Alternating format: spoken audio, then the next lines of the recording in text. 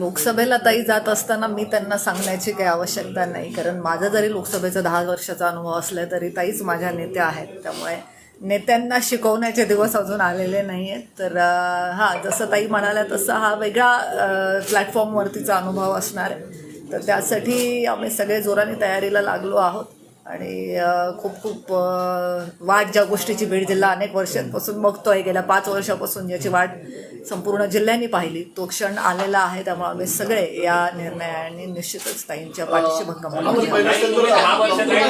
10 वर्ष लोकसभेत होता, ताईंना काय टिप्स दिल्या?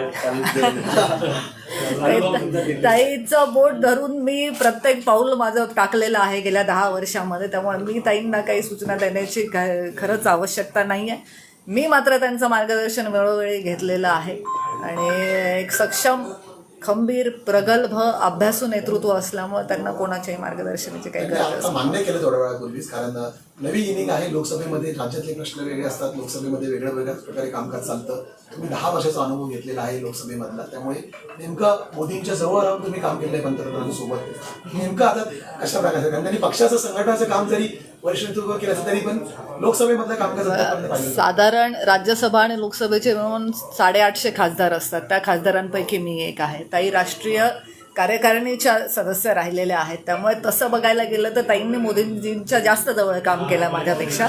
त्यामुळे तिथेही परत मला सांगण्यासारखं काही नाही. मॅक्झिमम तिला दिल्लीमध्ये कोणत्या रेस्टॉरंटमध्ये चांगलं जेवण मिळतं एवढं सांगू शकते. बाकी तुमचा काय प्लॅन आहे? आता तुम्ही इतर निवडणूक लढवणार नाही, तुमचा पुढचा काय प्लॅन आहे? एकच मुलगी आहे, तिला विचारतो. महिला आरक्षण, पत्रकारितेमध्ये सुद्धा निश्चितच मोदीजी पण नेहमी सांगतात की जेव्हा तुम्ही एखाद्या गोष्टीवरती फोकस करताय तेव्हा त्याच गोष्टीवरती लक्ष केंद्रित करणं आहे. आता अर्जुनाप्रमाणे त्याला जसा माशाचा डोळा दिसत होता तसं आम्हाला आता फक्त बीडची लोकसभा दिसते. त्यामुळे पहिले टार्गेट बीड लोकसभा, बाकीच्या गोष्टी नंतर.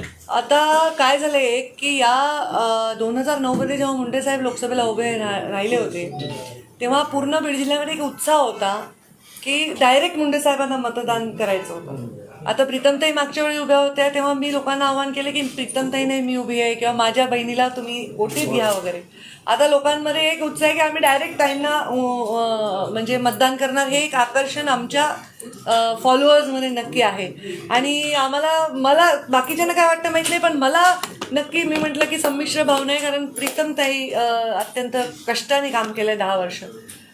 पण माझ्यावर आता हे एक्स्ट्रा दायित्व राहणार आहे की त्यांचं काम, त्यांचा जास्तीत जास्त उपयोग पुढच्या काळामध्ये कसा राहील.